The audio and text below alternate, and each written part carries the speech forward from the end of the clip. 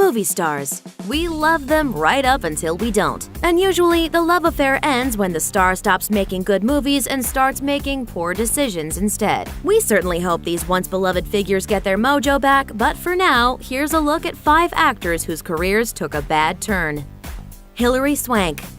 What happened to Hilary Swank? Her Oscar-winning performances in Boys Don't Cry and $1 Million Baby showed that she could hold her own with anyone in Hollywood. And she followed those up with a stellar performance in Freedom Writers, the story about a young teacher who inspires her class of at-risk students. But since her success with 2007's P.S. I Love You, she hasn't starred in anything notable. Have you heard of You're Not You or The Homesman? Don't worry, no one else has either.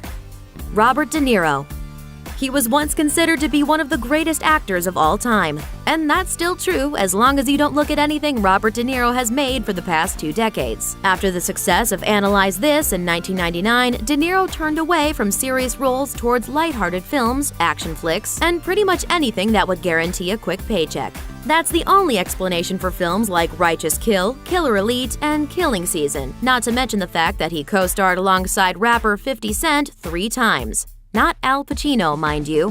50 Cent. Was he totally high or something? Snort that line. Snort the line! Shia LaBeouf. This is one actor whose career didn't take a bad turn so much as he intentionally drove it straight off a cliff. We weren't making a movie to make a good movie, we were making a movie to hit a date. After making the ill-advised career decision to publicly mock the work of his Indiana Jones and the Crystal Skull director Steven Spielberg, LaBeouf went from headlining blockbusters like the Transformers franchise to doing performance art and filming motivational speeches for the internet to play with. He's also appeared in wacko low-budget films like Charlie Countryman and Nymphomaniac, but according to an interview with the Los Angeles Times, this is all part of a grand master plan. Quote, "There's this coming-of-age thing that's happening within me. I've come from family fare, pop culture, Steven Spielberg safe, made for a generalized populist projects, and I have these yearnings to do different things." End quote. To which we say, Do it! Just do it! Yes, you can! Renee Zellweger.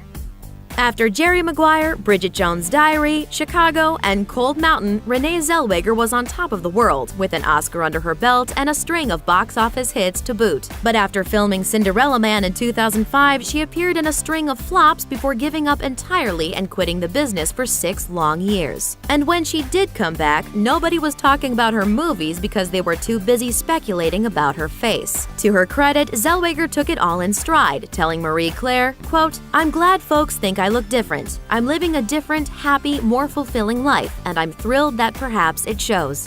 End quote. Unfortunately, her big comeback film, Bridget Jones' Baby, was a surprise flop, so there's no telling when or if we'll ever see her return to stardom. Macaulay Culkin. If you're looking for an example of a successful child star who couldn't cut it as an adult, Macaulay Culkin is Exhibit A. He was in a ton of great movies as a kid, including Uncle Buck and the classic Home Alone. But things started going downhill for Culkin around 1994 when he was part of the poorly received animated movie The Pagemaster with Christopher Lloyd. Following that bomb, Culkin starred in Richie Rich, which also tanked miserably, and was pretty much the last big release of his career. Other than that, I'm in good shape. Thanks for watching! Click the Nicki Swift icon to subscribe to our YouTube channel. Plus, check out all this cool stuff we know you'll love too.